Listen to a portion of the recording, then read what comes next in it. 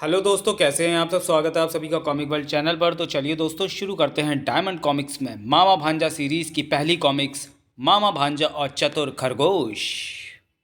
ये है इसका कवर पेज, जो कि कॉमिक्स में सिर्फ कवर पेज ही कलर्ड है, बाकी कॉमिक्स पूरी ब्लैक एंड वाइट है।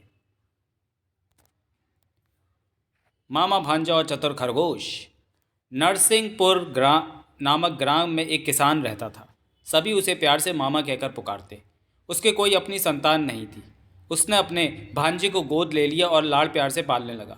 मामा ने देखा कि उसका प्यारा भांजा निकम्मा और आलसी होता जा रहा है। मामा को इसकी चिंता हुई। सोचने लगा, कैसे मैं अपने भांजे को लायक और होनहार बना सकता हूँ। उसने एक नई तरकीब सोची। यदि मैं अपने भांजे को अच्छी अच्छी कहानियाँ सुनाऊँ, हो सकता है अच्छी कहानियों का असर अच्छा हो। बस उसी दिन से मामा उसे नई नई कहानियाँ सुनाने लगा। प्यारे भांजे, उठो। क्या तुम्हें आज स्कूल नहीं जाना? मुझे नहीं उठना है, अभी सोने दो मामा। अच्छे बच्चों की तरह जल्दी से उठो, तैयार होकर स्कूल जाओ। मैंने कहा ना मामा, मुझे परेशान मत करो। ठीक है, नहीं उठना मत उठो। मैंने सोचा था कि मेरा भांजा मेरा कहना मानता है, अब मैं उसे अच्छी अच्छी कहानियाँ सुनाऊंगा। सच मामा, मुझे अच्छी अच्छी कहानियाँ सुनाओगे? तब तो मैं चटपट उठकर स्कूल जाने की तैयारी करता हूँ। आज मामा ने बढ़िया बढ़िया कहानियाँ सुनाने का वायदा किया है। ठीक है, हम भी तुम्हारे साथ चलेंगे। मामा मामा, स्कूल की छुट्टी होते ही मैं अपने दोस्तों के साथ समय पर घर आ गया हूँ, और मैं भी तुम्हें वायदे के मुताबिक अच्छी सी कहानियाँ सुनाऊंगा। प्यारे बच्चों, आज मैं तुम्हें चतुर खरगोश की कहानी सुनाता हूँ। एक जंगल में भासुरक नाम का एक शेर रहता था। वह हर रोज़ कितने ही मृगों को और दूसरे जानवरों को मार दिया करता। एक दिन की बात है, स्वामी, प्रतिदिन सभी वन के प्राणियों को मारने से क्या लाभ? आपका पेट तो एक ही जीव से भर सकता है। हाँ, भर तो सकता है। हम वन के प्राणियों ने एक नियम तय किया है। कैसा नियम? यही कि आपके दास हर रोज़ एक पशु खाने को भेजते रहें। मेरी ताकत क्या कमज़ोर पड़ गई है? एक पक्षी को मारने में आप अपनी ताकत क्यों लगाएं? यही आराम से रहिए। नंबर से जिसका नाम आएगा आपके पास चला आएगा। ठीक है, मैं आपकी बात समझ गया। जाओ, नियम मत तोड़ना। नहीं स्वामी, सूरज निकलते ही भोजन आपको मिल जाएगा। यदि किसी दिन कोई नहीं आया तो मैं सबको मार कर खा जाऊंगा। हाँ, हमें मंजूर है। उसके बाद वन के पशु निर्भय होकर घूमने लगे। आज शेर के पास जाने का किसका नंबर है? रजिस्टर के मुताबिक तो सर खरगोश का है। खरगोश को मैंने कल ही बता दिया है, पहुंचने ही वाला होगा। कैसे इस शेर से छुटकारा पाया जाए जो हर रोज़ एक पशु को अपना भोजन बनाता है? चलते चलते रास्ते में उसे गिलहरी मिली। कहो गिलहरी, मज़े में तो हो? काहे के मज़े, आज शेर तुम्हारी छुट्टी कर देगा। मैं तो ये सोचकर ही मरी जा रही हूँ। मरने मारने की फिक्र मत करो, ईश्वर ने चाहा तो सब अच्छा होगा। अच्छा क्या होगा? शेर के सामने पहुंचते ही हवा की तरह उसके मुंह में चले जाओगे। खरगोश आगे बढ़ गया। रास्ते में उसे एक कुआं दिखाई दिया। अरे, इसमें तो मेरी छाया साफ नजर पड़ रही है। शेर को मारने की तरकीब मिल गई। किसी तरह क्रोधित होकर शेर कुएं के पास तक आ जाए तो मैं उसे कुएं में गिरा दूं। दिन ढलने के बाद तुम आए हो। जानते हो मैं सुबह से ही भूखा हूँ, तुमने नियम तोड़ दिया।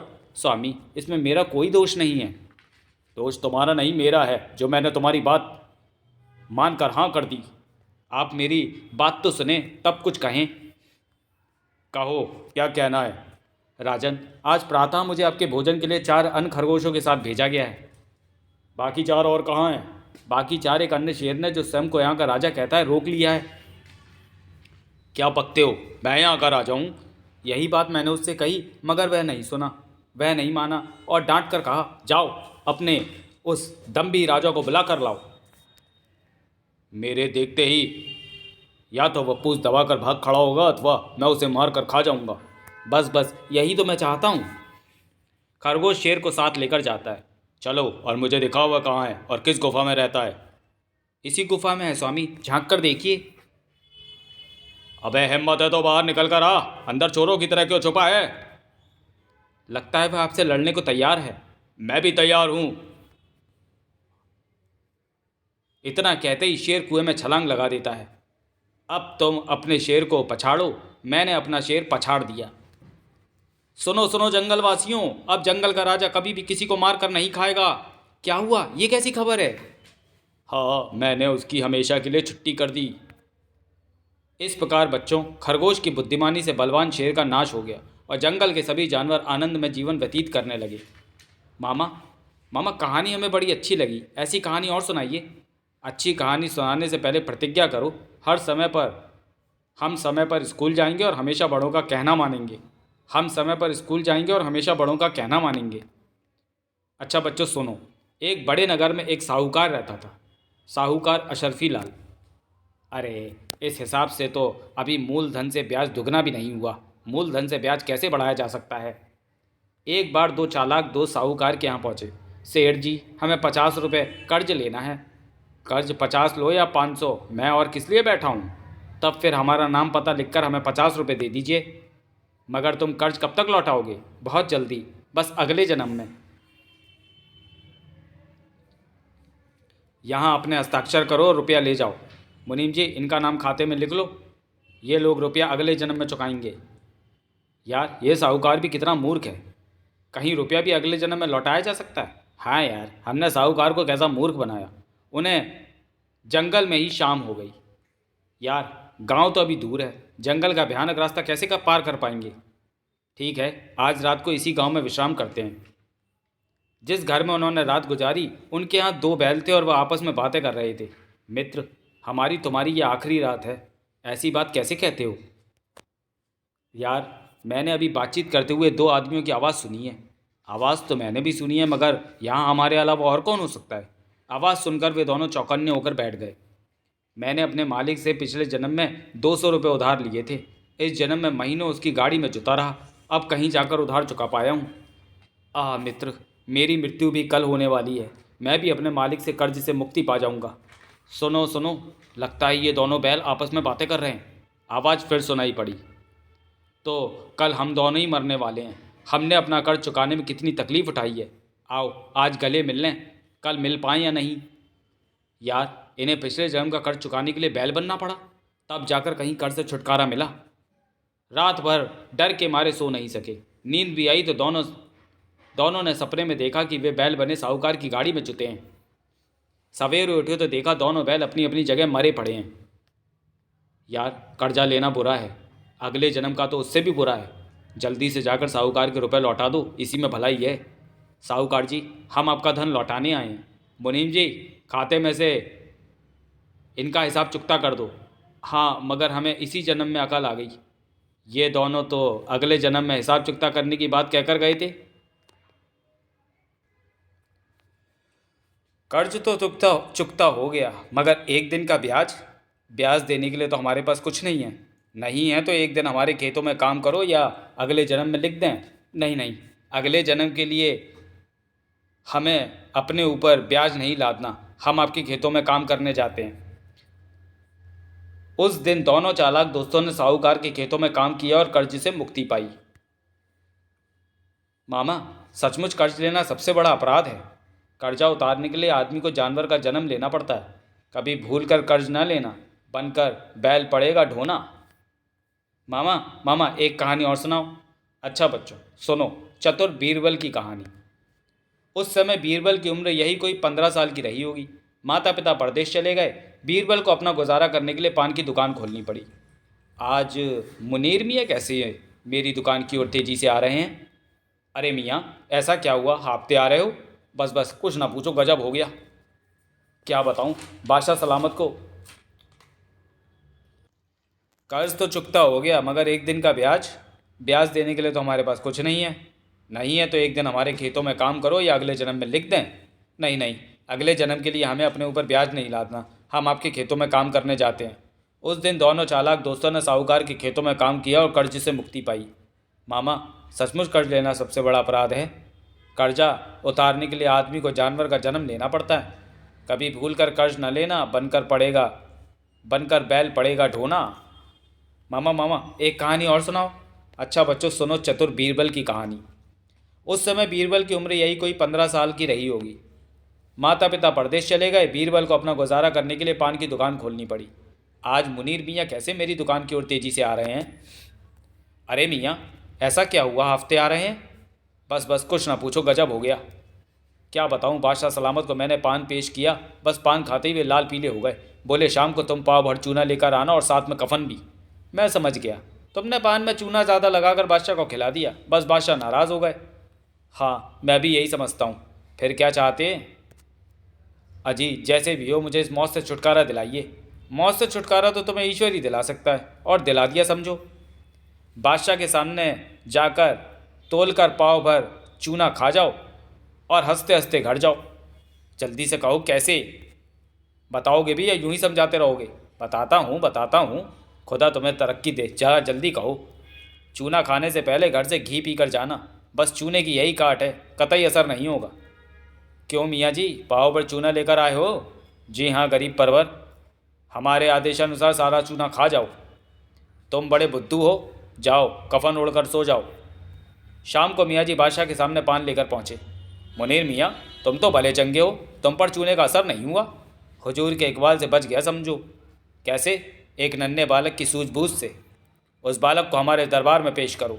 हुजूर, यही वह लड़का है जिसने मुझे बचाया। क्यों, तुमने ही हमारे मियाँ जी को घी पीने की सलाह दी थी? जी हाँ जापना। संतरी दरबार के 8 मंत्रियों को बुलाया जाए। बादब बा मुलायजा, बादशाह सलामत का हुक्म है कि बादशाह के 8 मंत्री दरबार में हाजिर हो। आज हमने तुम्हें परीक्षा के लिए बुलाया है। पूछिए जहाँपना। मेरे एक सवाल का जवाब दो। 12 में से एक निकल गया तो क्या शेष रहा? बड़ा सरल है, शेष 11 बचे। और अब तुम बताओ। बादशाह सलामत, 12 में से एक निकल गया तो कुछ भी शेष नहीं रहा। सो कैसे? 12 महीनों में से यदि एक महीना सावन का निकल जाए तो पैदावार गई। शाबाश। मेरा अगला सवाल सुनो। एक और एक कितने हुए? हुजूर 2। एक और एक तो 11 होते हैं। एक और एक 11 कैसे हो गए? अगर आप जैसा बादशाह हो और मुझ जैसा वजीर हो तो हम दोनों की ताकत 11 के समान होगी। बीरबल को बादशाह ने अपने पास बुलाया। ए लड़के, तुम्हारा क्या नाम है? जहाँपना, मुझे बीरबल कहते हैं। बादशाह ने बीरबल को गले लगाया। आज से बीरबल को हम अपने दरबार का प्रधानमंत्री बनाते हैं। इस खुशखबरी का नगर भर में ऐलान कर दिया जाए। नगरवासियों, आज से बीरबल नाम का मामूली पान वाला राज दरबार का प्रधानमंत्री बना दिया गया है। एक मामूली लड़के ने हमारी नाक काट दी। नाक ही नहीं काटी, हमारी बुद्धि को भी परास्त कर गया। बीरबल अपनी बुद्धिमानी से हमारा प्रधानमंत्री बना है। ऐसा होनहार बालक दरबार के योग्य है। बादशाह का चुनाव कभी गलत नहीं होता। अगले दिन आज से बीरबल मेरे सिंहासन के पास बैठेंगे, बाकी 8 मंत्री नीचे चौकियों पर विराजमान हो। बीरबल शाही पोशाक में राज दरबार में हाजिर हुआ। एक और द्वार पर ताली बज रही है। तब से बुद्धिमान बीरबल और अकबर की जोड़ी ऐसी जुड़ी कि आज तक सैकड़ों कहानियां देश विदेशों में चर्चित हो गई।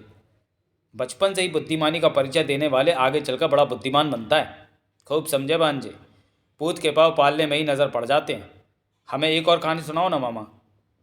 अच्छा बच्चों, अब मैं तुम्हें परियों के देश की कहानी सुनाता हूँ, सुनो। दूर कहीं एक परीलोक था। रहती थी परियों की रानी।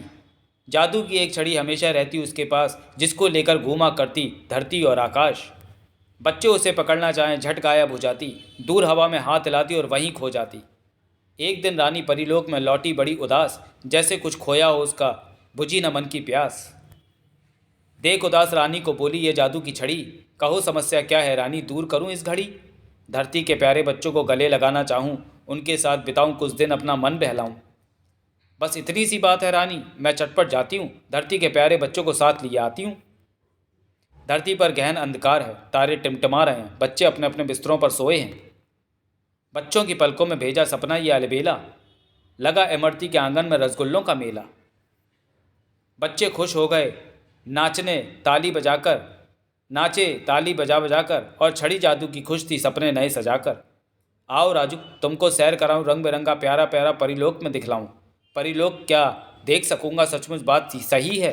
हाँ हाँ, सच है जो कुछ बात कही है। जादू की इस छड़ी ने अपना चमत्कार दिखलाया, पलक झपकते ही राजू तो परिलोक में आया। अरे इतनी जल्दी यहाँ आ गया, क्या ये लोग परी है? हाँ हाँ राजू, यही हमारी परियों की नगरी है। आ गया राजू प्यारा प्रयास दुलारा, यहाँ रह कर के मौज मनाओ, अब यह लोक तुम्हारा। लोक का जंतर मंतर तुम्हें दिखाकर लाए हाथी, लाल किले में चिड़ियाघर है, चिड़िया में उसमें मौज उड़ाती। सांप बजाता बीन दिखाता और सपेरा बंद पिटारी, बंदर के हाथों में डुगडुगी जिस पर नाचे उछल मदारी। परी ने राजू को खूब सैर कराई और राजू ने खूब मौज मनाई। रानी रानी मज़ा आ गया। पापा मम्मी दीदी भैया सबको यहीं बुला दो, अपना परिरोग उन सबको एक बार दिखला दो। यहाँ बुलाना मुश्किल राजू, मगर ये चिंता कैसी, मैं भी तुमको प्यार करूँगी और लगूंगी मम्मी जैसी। नहीं नहीं, तब तो मैं यहाँ एक पल नहीं रहूँगा।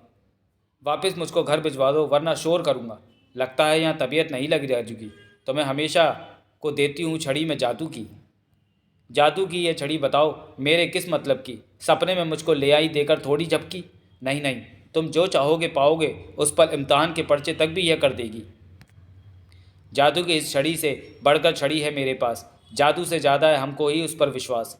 अच्छा राजू, मुझको उसका नाम बताओ, छड़ी तुम्हारे पास कहाँ है, मुझको भी दिखलाओ। उसका नाम परिश्रम है, जब करते हैं फल पाते, उसी परिश्रम से हम बच्चे धरती स्वर्ग बनाते। आँख खुल गई सपना टूटा, उड़ गई दूर कहानी, जादू की वह छड़ी खो गई परी लोक की रानी। सुनो कहानी, समझ गए होगे बात न जाए खाली। हाँ हाँ मामा, हमें मिल गई छड़ी परिश्रम वाली। अगले दिन मामा ने देखा, अरे मेरा भांजा तो समय से पहले स्कूल जाने की तैयारी करने लगा। हाँ मामा, आपको मैंने वचन जो दिया है, अब मैं आपसे अच्छी अच्छी कहानियाँ जो सुनने लगा हूँ। शाबाश, अब मेरा प्यारा भांजा कितना समझदार और होशियार हो गया है। अब मैं सभी से कह सकूँगा कि मेरा भांजा आलसी नहीं रहा। ये सब तो तुम्हारी कहानियों का असर है मामा। तो चलिए दोस्तों, वीडियो को यहीं समाप्त करते हैं और मिलते हैं मामा भांजा सीरीज़ की अगली कॉमिक्स में अगले वीडियो में। तब तक के लिए धन्यवाद।